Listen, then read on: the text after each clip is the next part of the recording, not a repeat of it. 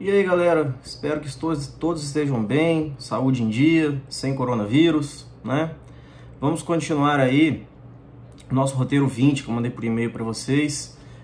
Ontem eu mandei só a parte final do roteiro 19 e agora nós vamos continuar com a aula do roteiro 20, começar a aula do roteiro 20 na verdade. Vamos falar de provas no processo de trabalho, certo?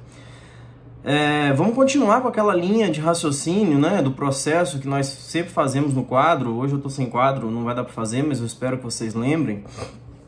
O processo começa com a petição inicial. Essa petição inicial é encaminhada para o chefe de secretaria, que é o nosso diretor da vara.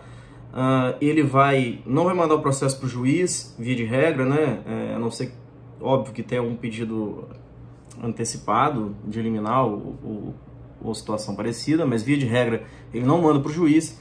Ele pega esse processo, encaminha uma notificação que ao mesmo tempo ela é citação e intimação, cita o réu para ter ciência do processo e o intima já de uma vez a comparecer na audiência, que tem que ser a primeira desimpedida com pelo menos aí o ínterim de 5 dias entre a data da notificação e o acontecimento da audiência.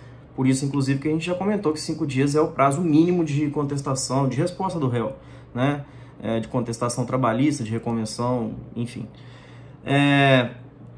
Então, a partir do momento que começa essa audiência, a gente viu que ela é iniciada por meio de uma tentativa de conciliação. Frustrada essa tentativa de conciliação, nós temos aquela dispensa da leitura da inicial, que é de praxe, e a possibilidade de leitura da contestação, mas a gente sabe que na prática acaba não sendo lida porque ela já é juntada, principalmente depois da reforma trabalhista. Já acontecia antes também, mas com a reforma trabalhista isso ficou bem claro na lei. Ela pode ser juntada pelo PJE, processo eletrônico, você já junta a contestação, certo? Ou qualquer peça que você tenha de resposta do réu. A partir do momento que a contestação é aberta, né, o juiz normalmente dá um prazo ali para o reclamante fazer a réplica. Tem juiz que entende que não existe réplica, então ele acaba já partindo para instrução, tá? Só que antes de chegar na instrução, existe um procedimento que na prática ninguém se atenta muito a ele, embora já conste nos modelos de ata de audiência, que é o juiz fixar o valor da causa e passar para a instrução. Então, uma vez lida a contestação, feita a réplica ou não, dependendo do procedimento que o juiz adote, você vai ter a fixação do valor da causa e o início da instrução. Esse procedimento de que você tem que fazer essa fixação de valor da causa primeiro, está previsto na Lei 5.584/70. Eu coloquei no roteiro de vocês aí. Só vocês olharem o artigo 2º. Nos dissídios individuais, proposta a conciliação e não havendo acordo, o presidente junto ao juiz, a gente sabe que é vara do trabalho, antes de passar a instrução da causa, fixar-lhe-á o valor, ou seja, fixa o valor da causa para determinação da alçada. A alçada aqui seria para determinar qual procedimento, se vai ser sumário, sumaríssimo ou ordinário, tá? Se este for indeterminado no pedido. Então, o que acontece nas atas de audiência, normalmente, elas já constam um valor da causa fixado pelo da inicial, por exemplo, tá? É um modelão mesmo que só vai realmente ter alguma modificação no modelo quando você tem uma discussão de valor da causa, né, que aconteça na audiência. Mas, via de regra, ninguém, embora seja cumprida a formalidade porque consta na ata, ninguém dá muita atenção para essa formalidade não, certo? Daí, a gente tem na CLT também, né, em complemento, o artigo 848, que fala: terminada a defesa, seguir-se-á a instrução do processo, podendo o juiz de ofício ou a requerimento, esse juiz temporário, esqueçam, né, que eram os classistas, interrogar os litigantes. Então, quer dizer, a partir do momento que você fixa o valor da causa, você já passa para a produção probatória, certo?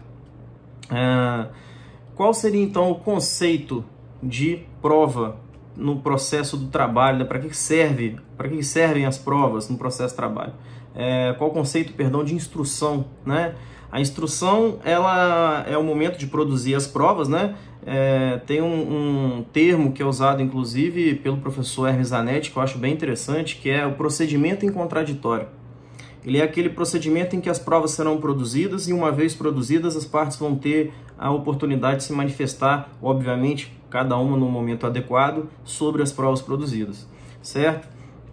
Esse é o momento, né, que a gente abstrai o direito um pouco, porque a ideia da instrução probatória é convencer o juiz dos fatos que você alega serem verdadeiros. Né? Em toda causa você tem um autor com a verdade dele, o réu pode aceitar essa verdade ou pode contraditar essa verdade, né? Pode contestar essa verdade, e aí o juiz, por meio da instrução probatória, que ele vai analisar qual dos dois se aproxima mais do que aconteceu de fato. Aí é que ele vai aplicar, principalmente nesse momento também, né, a primazia da realidade no processo.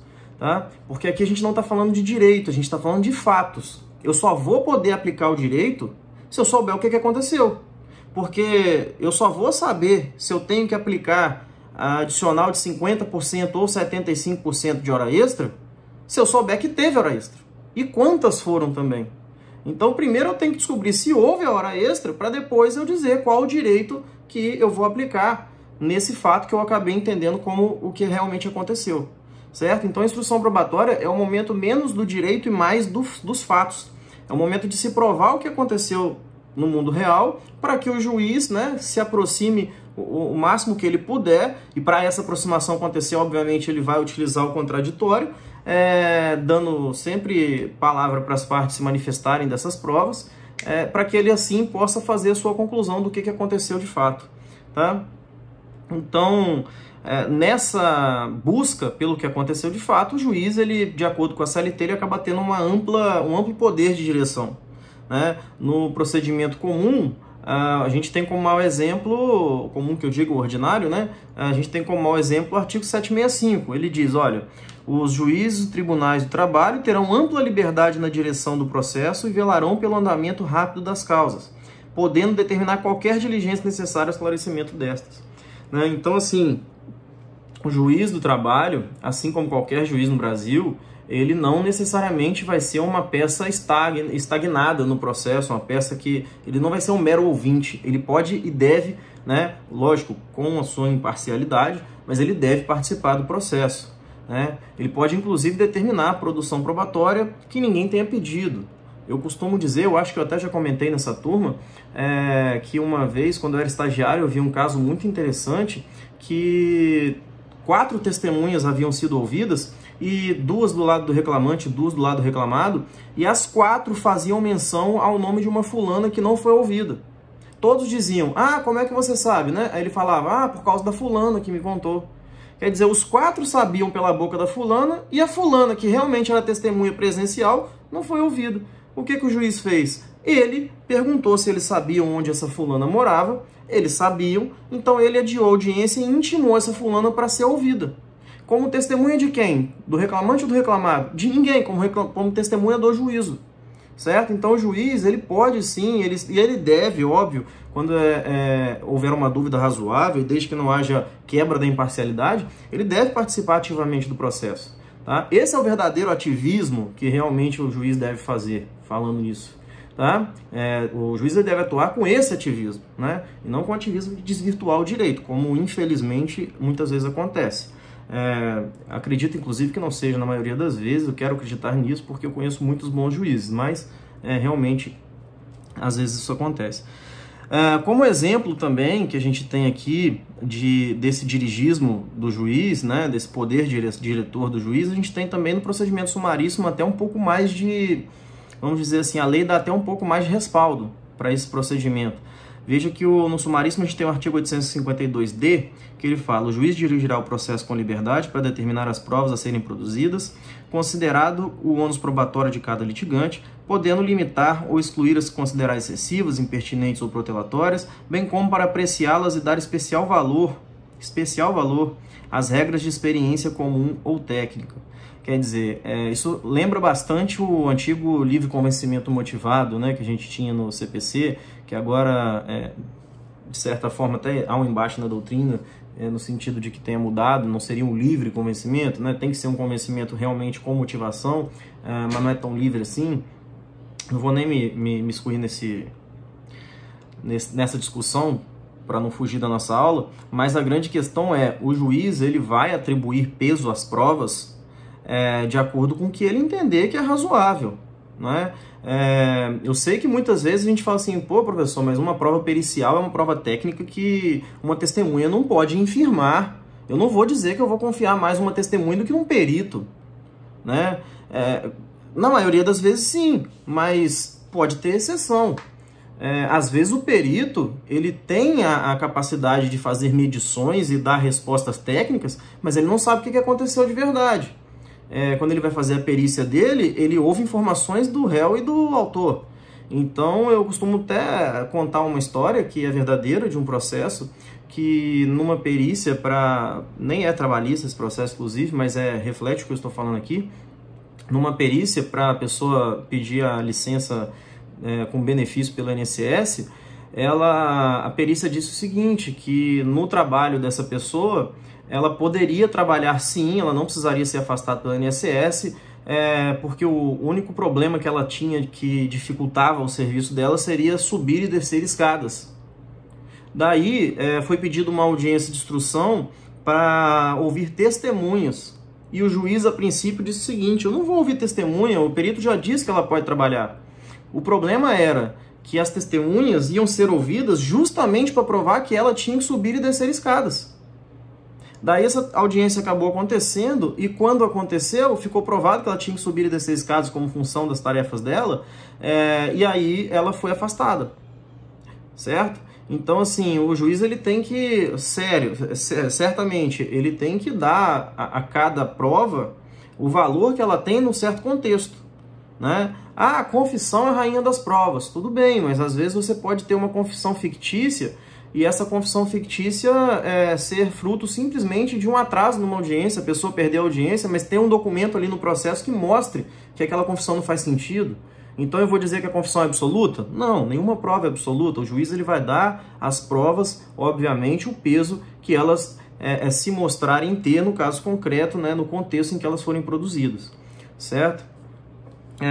E também, vocês podem ter percebido na leitura desse artigo 852D, que não está expresso no 765, mas que também se aplica como forma de dirigismo do processo, o juiz ele não vai produzir qualquer tipo de prova.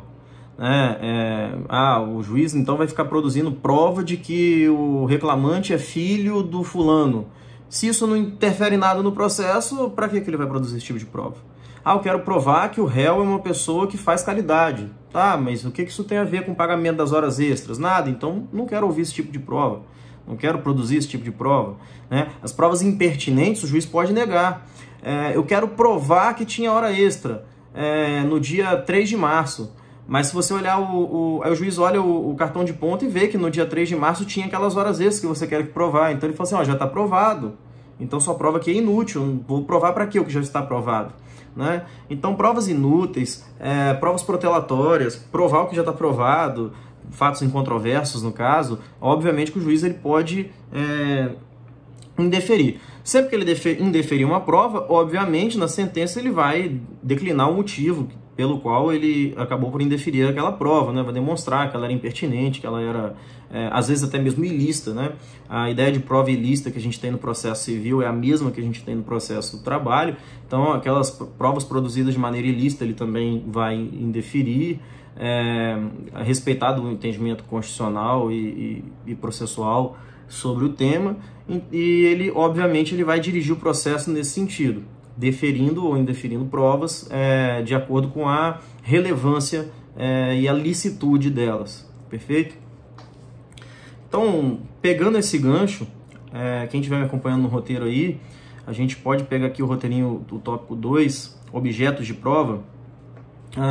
Pegando esse gancho então, o que o juiz tem que fazer na hora de produzir as provas? Qual prova que ele tem que deferir? Qual prova que ele tem que buscar produzir para chegar, né, o mais próximo da verdade dos fatos? Bom, com certeza ele tem que analisar o caso, olhar quais são as provas mais relevantes e pertinentes para aquele caso, né, e com certeza ele tem que fixar os pontos controvertidos. Você pode até falar, professor, na CLT tem algum artigo como aquele do CPC, que fala sobre o saneamento do processo? Não tem. Tá? A CLT ela não tem um artigo formal, né? Um artigo que determine uma formalidade para o saneamento do processo. Mas é óbvio que o juiz não vai sair produzindo prova torta e direito de qualquer jeito, né? Na audiência, cabe ao juiz perguntar às partes se eles têm alguma prova para produzir, e o juiz que tem a audiência nas mãos, que pega as rédeas da audiência nas mãos, ele mesmo, antes de perguntar esse tipo de quais são os tipos de provas a serem produzidas, ele mesmo, né, o bom juiz, eu costumo dizer, é aquele que lê o processo antes da audiência, chega na audiência já sabendo o que ele precisa descobrir. Quais são os pontos que estão controvertidos, quais são aqueles que ele não precisa mais provar porque os dois estão falando no mesmo sentido, né? E aí, a partir do momento que ele declina, olha, aqui eu tenho, por exemplo, um pedido de reconhecimento de vínculo. O autor disse que começou a trabalhar no dia 2 de março de 2010. O réu fala que o trabalho começou no dia 2 de março de 2010. Eu preciso provar o início do trabalho? Não, os dois estão falando a mesma data. Agora, o réu está dizendo que não é emprego, está dizendo que é uma prestação de serviços. Opa, então eu tenho que analisar essa controvérsia, né? Relação de emprego ou prestação de serviços autônoma, por exemplo. Né? Então ele já coloca isso na cabeça. Alguns juízes, inclusive, colocam na ata de audiência. É controvertida a situação do vínculo empregatício. Não é controvertida, por outro lado, a data de início da prestação de serviço. Certo? Então, fazendo esse raciocínio, o juiz pode tomar, e ele, na minha opinião, ele até deve tomar a rédea do processo, determinar o que precisa ser provado, e aí sim perguntar para as partes, vocês têm que tipo de prova para apresentar, que tipo de prova vocês querem produzir para comprovar o que vocês estão dizendo na inicial e na contestação sobre esse fato que eu considero nesse fato que eu considero controvertido, né? Isso é interessante, inclusive, para que o juiz possa depois fazer a distribuição dinâmica do ônus da prova, né? Então, eu sei que na prática poucos juízes acabam fazendo isso de maneira tão analítica como eu estou fazendo aqui com vocês agora, mas de certa forma na cabeça deles eles acabam obviamente fazendo isso, tanto é que muitas provas são indeferidas justamente por o juiz considerar que os fatos são incontroversos ou que aquela prova não tem utilidade alguma para o processo, tá? Então, basicamente, eu tenho que provar apenas os fatos que são relevantes e controvertidos, tá? Eu não preciso provar, assim como não preciso provar no processo civil, e aí eu até coloquei no roteiro aqui para vocês, é idêntico, tá? Não muda o processo civil, o processo de trabalho nesse sentido. Eu não preciso provar os fatos notórios. Eu não preciso provar, por exemplo, imagina um caso real de agora, uma empresa teve que demitir um funcionário por causa do coronavírus. Demitiu com a alegação de força maior e pagou aí as verbas rescisórias na modalidade força maior. Quando chegar eventualmente numa ação judicial com relação a esse rompimento de vínculo, o empregador não precisa provar que estava num estado de força maior. Ele precisa provar, sim, que por causa desse estado de força maior, isso levou ele a demitir o funcionário. Agora, provar que o estado de força maior existiu, ele não precisa, porque isso é notório, o coronavírus é um fato notório, né? O que não é notório é a finança da empresa para demonstrar que precisava demitir aquele empregado. Então ele só vai precisar provar que as finanças dele foram afetadas, como foram afetadas e o que levou ele a demitir esse funcionário para que a dispensa por meio da modalidade força maior seja realmente acatada pelo juiz. Mas ele não precisa provar que existiu o coronavírus, por exemplo. Certo? Então os fatos notórios não precisam ser comprovados. Fatos incontroversos também não precisam ser comprovados. Se por acaso o autor alegou, como eu disse aqui, alguns segundos atrás, se o autor alegou que entrou em 2 de março e o réu falou que ele entrou em 2 de março, não preciso provar o que já está em controvérsia, né? Não há controvérsia sobre esse fato, então esse fato já é considerado verdadeiro, certo? Fatos confessados pela outra parte também não precisam ser comprovados, tá? Quando eu, por exemplo, digo que fazia serão depois de 5 horas da tarde, ficava 20 minutos para depois do serviço trabalhando ainda, e que isso não era anotado no cartão de ponto. Eu peço o depoimento pessoal do preposto da empresa, e o preposto diz que realmente era comum os funcionários ficarem 20 minutos depois, mesmo que a contestação tenha dito que não, né? O preposto confessou, então, uma vez confessado aquilo, eu não posso depois, como autor, falar o seguinte: agora eu quero ouvir uma testemunha para provar que eu ficava 20 minutos depois. Para quê? Já teve a confissão do preposto. Você quer ouvir testemunha agora para alegar de novo a mesma coisa que o preposto já falou? Não tem sentido, certo? Então, os fatos confessados pela outra parte já estão provados, você não precisa provar de novo, ok? Fatos em cujo favor milita presunção legal de existência e ou veracidade, né? Que eu não estou falando de presunção relativa, estou falando de presunção absoluta. Esses fatos eu não preciso comprovar. Tem um fato, por exemplo, que ele, dependendo de para quem você está olhando, ele pode ser relativo ou absoluto, que é a anotação na carteira de trabalho. Raciocinem comigo.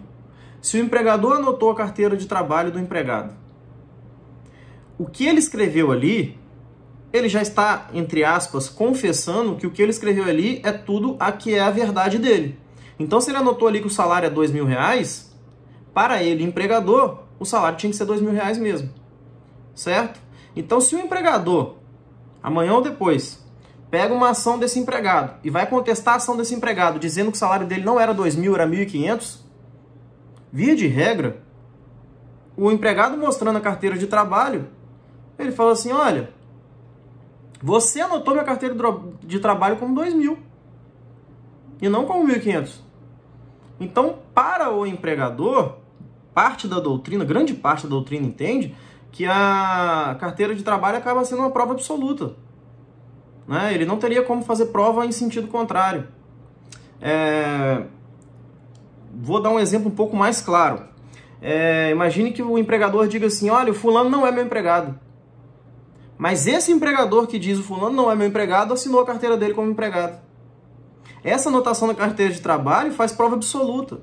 Se ele provar no mundo real que faltava, por exemplo, habitualidade para esse empregado, não interessa, ele anotou a carteira, o entendimento majoritário é de que há uma presunção absoluta de que ele é empregado, certo? Por outro lado, a mesma prova, carteira de trabalho, não é absoluta quando se fala em relação ao empregado. Por exemplo, se o empregado fala assim: o empregador anotou na minha carteira 2.000, mas na verdade ele me pagava 3, porque 1.000 ele me pagava por fora. Quando o empregador mostrar a cópia da carteira de trabalho anotado 2, isso não é uma prova absoluta de que era 2 para o empregado. O empregado pode, por meio de testemunha, comprovar que ele recebia 1.000 a mais, por exemplo. Certo? Então, os fatos em cujo favor milita a presunção legal de existência, esses não precisam ser comprovados, né? Como eu disse para vocês, se o empregador que anotou a carteira do empregado disser que ele não é empregado, o juiz não vai aceitar nenhuma prova nesse sentido. Tá? Fala assim: não, eu quero comprovar que ele não era empregado. O juiz fala assim: meu filho, você assinou a carteira dele. Essa prova eu não vou fazer. Tá? Por quê? Porque aqui a gente tem uma presunção absoluta de que ele era seu empregado. Você assinou a carteira dele? Você foi coagido a assinar a carteira dele? Não? Então, já era. Tá? Então, isso é um entendimento majoritário, tanto da jurisprudência quanto da doutrina. Ok? E o direito? Direito tem que ser comprovado? Via de regra, não, né, galera?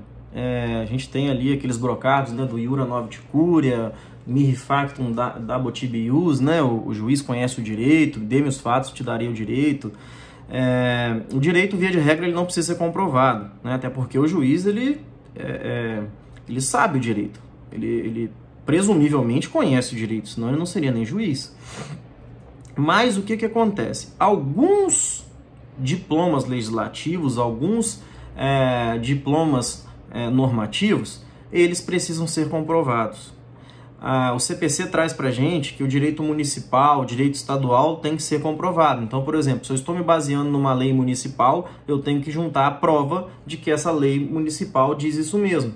Como é que eu faço isso? Eu pego, por exemplo, no site da Câmara Legislativa, o diário oficial da data que ela foi promulgada e junto no processo provando que ela existe, certo? Lei municipal, lei estadual, lei estrangeira tem que ser comprovada, né?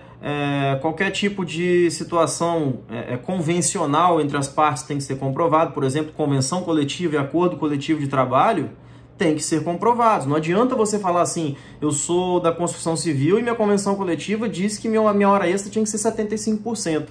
Se você não juntar essa convenção coletiva, o juiz não vai procurar por você, não. Por quê? Porque você tem que juntar essa prova, tá? É o tipo de prova do direito, né? Você está provando que você tem esse direito. Agora, se tratar de lei federal, aí não. Lei federal não se comprova, né? O juiz conhece. Beleza? Então, fica mais para direito municipal, estadual ou convencional mesmo. Esse direito você tem que comprovar. Você tem que comprovar que ele existe, ok? Que ele está positivado. Bom, então a gente já sabe o que a gente tem que provar, o que a gente não precisa provar. Agora vamos para quem é que tem que provar o que, né? O ônus da prova. O ônus da prova, eu já comentei com vocês há mais ou menos 2 períodos atrás, ou há 3 períodos atrás, agora não me recordo, 3 períodos atrás. Eu comentei com vocês que o ônus da prova no processo do trabalho é idêntico, não é parecido, é idêntico ao processo civil. Tá? Eu não precisaria nem de falar com vocês sobre o ônus da prova, que vocês já tiveram ônus da prova no processo civil, então é a mesma coisa. Mesma coisa, não tem nada, não muda uma vírgula. Tá? O que acontece? Lógico, estou sendo radical aqui. Algumas situações a gente tem que a CLT dar um pouco mais de ênfase, tudo, mas de fato, numa visão geral, é a mesma coisa. O artigo 818 da CLT, antes da reforma trabalhista, ele tinha uma linha que era o ônus da prova de quem alega. Ou seja, se eu alegar uma coisa, eu tenho que provar que essa coisa existe. Tá? Basicamente, ele é um resumo do que falava o CPC e do que continua falando o CPC. CPC falava no artigo 333 o seguinte: o autor tem que comprovar, ele tem o ônus de comprovar os fatos constitutivos do seu direito. O que ele quer dizer? O autor, quando alega que tem direito a alguma coisa, ele tem que comprovar o fato daquele direito. Aí ele fala o seguinte, 333, hoje é o 373, a redação é basicamente a mesma. O réu tem que provar os fatos impeditivos, extintivos ou modificativos do direito do autor. Por quê? Porque se o fato é impeditivo, modificativo ou extintivo, ele é um fato novo. E se ele é um fato novo que está sendo alegado pelo empregador, o empregador alegou, tem que provar. Né? No caso aqui, empregador, réu, dando o mesmo, na maioria das vezes. Então, basicamente, o artigo 818, quando falava quem alega tem que provar, ele era um resumo, bem resumido, óbvio, né? Muito resumido, do artigo 333, atual 373 do CPC, que é fato constitutivo do direito do autor, o autor tem o ônus de provar. Fatos modificativos, impeditivos ou extintivos do direito do autor, o réu tem o ônus de provar, certo? E hoje, com a reforma trabalhista, o artigo 818 ele não ficou parecido, não. Ele ficou idêntico. Pelo menos no caput, no incisos 1 e 2, ele está idêntico ao CPC. Idêntico. Muda só 2 palavras. Mudam 2 palavras. Né? Quando o CPC fala ao autor, a CLT fala ao reclamante. Quando o CPC fala ao réu, a CLT fala ao reclamado.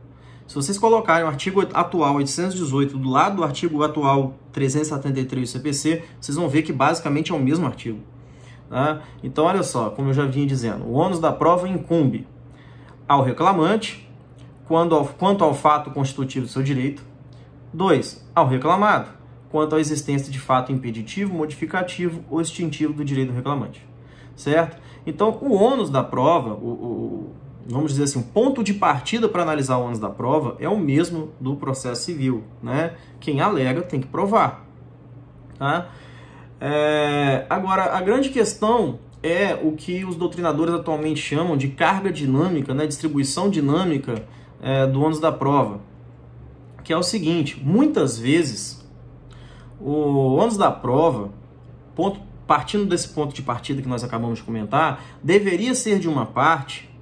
Porém, no mundo real, a gente percebe num contexto que essa parte ela não tem como produzir essa prova.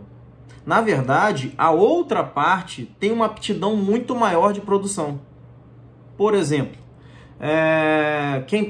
se o autor fala, eu fazia horas extras, quem é que tem que provar o fato de fazer horas extras?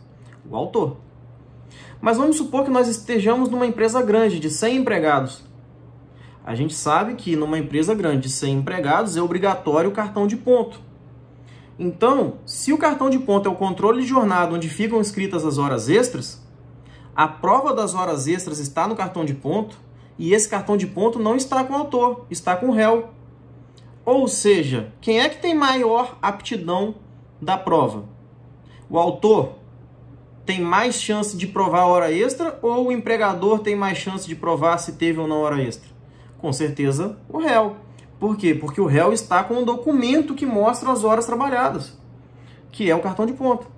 É por isso que, nesse caso, quando você tem essas empresas que se submetem ao cartão de ponto, na forma da lei, o ônus ele já é, entre aspas, invertido.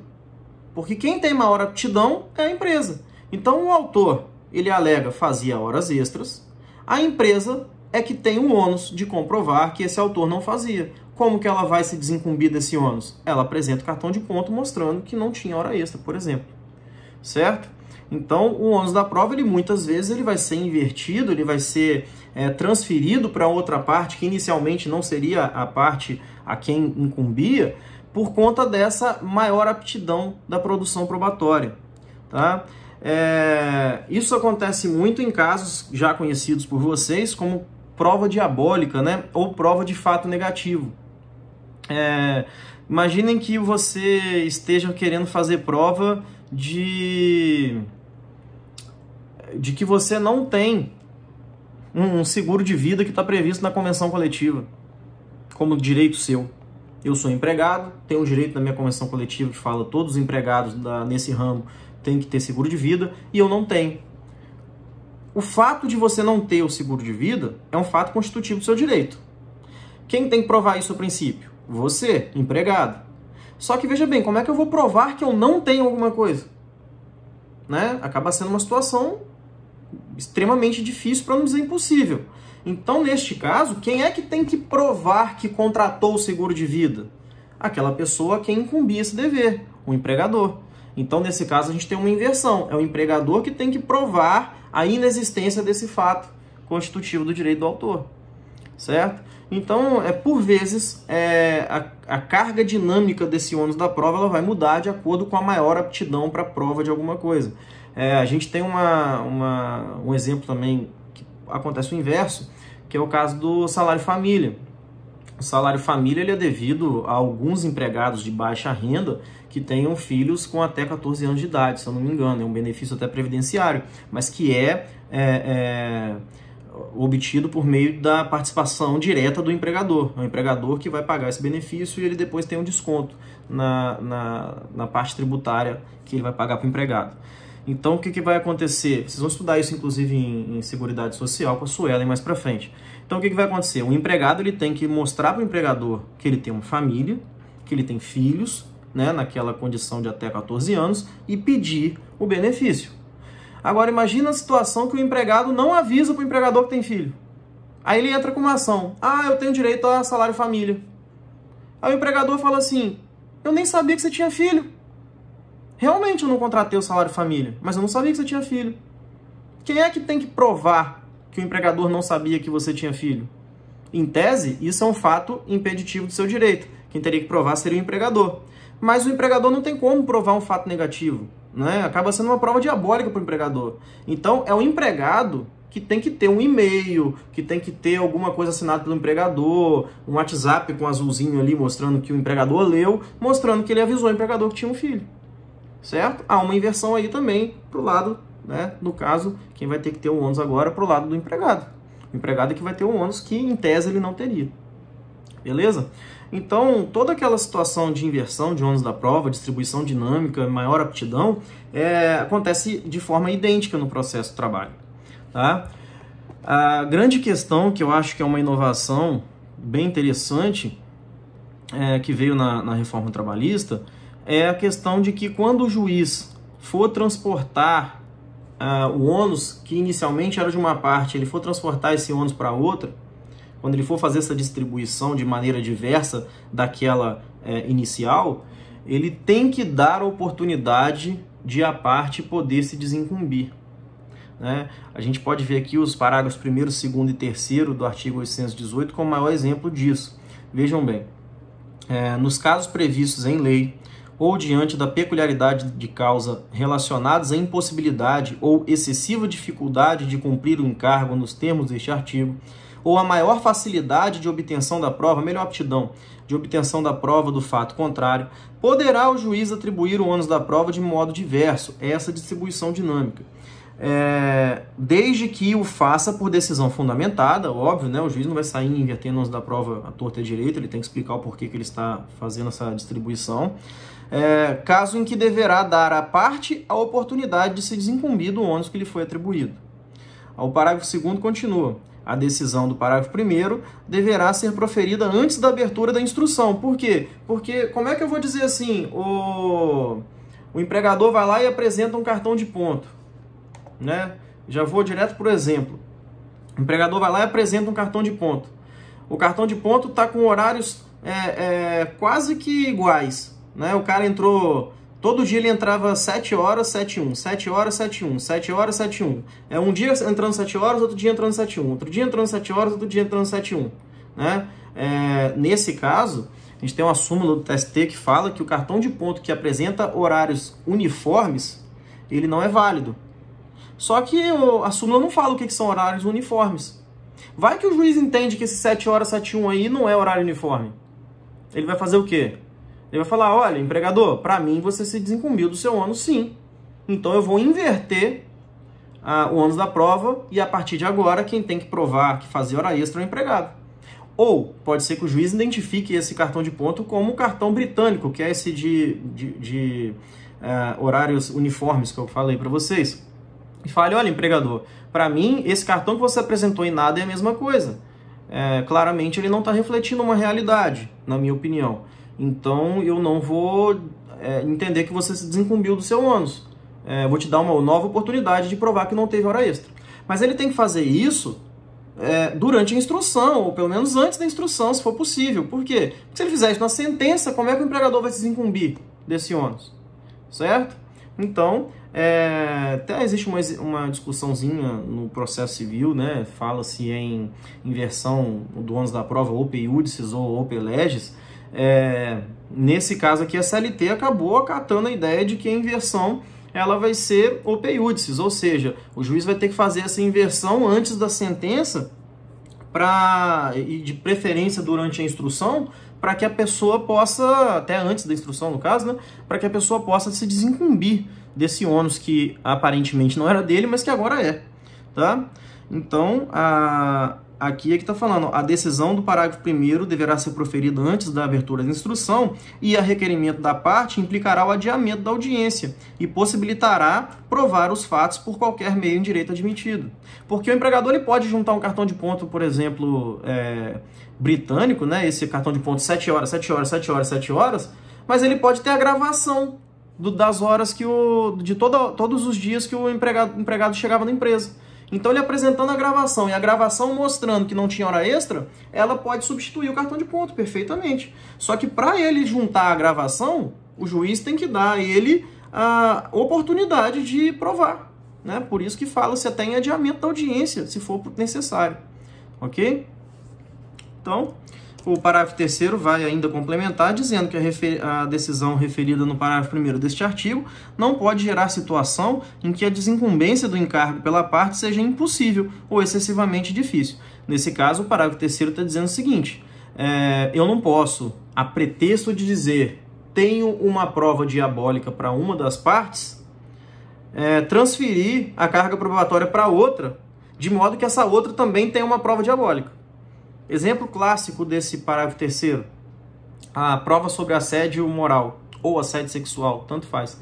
Lógico que os dois não são a mesma coisa, mas no meu exemplo vai servir tanto para um caso quanto para o outro. Normalmente o assediador, ele não faz, ele não tem os atos dele de maneira pública, né? Normalmente é escondido, na maioria das vezes, inclusive particular, junto com a vítima. Então acaba sendo a palavra de um contra a palavra do outro. Então imagina que um empregado entrou com uma ação dizendo que o empregador o assediava, moral ou sexualmente, aí nesse caso tanto faz o motivo, mas ele diz o seguinte, o meu empregador me assediava. Só que ele fazia isso numa salinha, na única salinha da empresa que não tinha câmera e não tinha ninguém junto comigo. Eu não tenho como fazer essa prova diabólica para mim, e eu tenho que... É melhor inverter o ônus da prova. Aí o juiz vai olhar e falar assim, meu filho, peraí, se eu inverto o ônus da prova e jogo para o empregador, ele vai ter que fazer prova de um fato negativo. Como é que ele vai provar? Eu não fiz isso que você está falando. Quer dizer, do mesmo jeito que é excessivamente oneroso para você, vai acabar sendo excessivamente oneroso para ele também. Então, de acordo com esse parágrafo terceiro, nesses casos eu não posso inverter. Tá? Eu não posso, a pretexto de dizer para você excessivamente onerosa, então eu vou transferir para ele que continuará sendo excessivamente onerosa. Isso eu não posso fazer. Tá? Então, para quem está me seguindo aí pelo roteirinho, eu coloquei o exemplo das horas extras aí, citei a súmula, né, 338, que fala das horas extras, e basicamente sobre o ônus da prova, vocês percebam aí que eu não falei nada de diferente, nada demais, além do que vocês já estudaram processo civil, certo? Bom, se nós estivéssemos, eu sei que só tem 40 minutos de vídeo, mas tem 40 minutos de vídeo porque a gente não tem interação. Infelizmente, né? Que saudade que eu tô de vocês. Mas se a gente estivesse numa sala de aula, muito provavelmente a gente estaria terminando a aula agora, para ser bem sincero, porque tudo isso que eu falei aqui é bastante coisa, bastante matéria.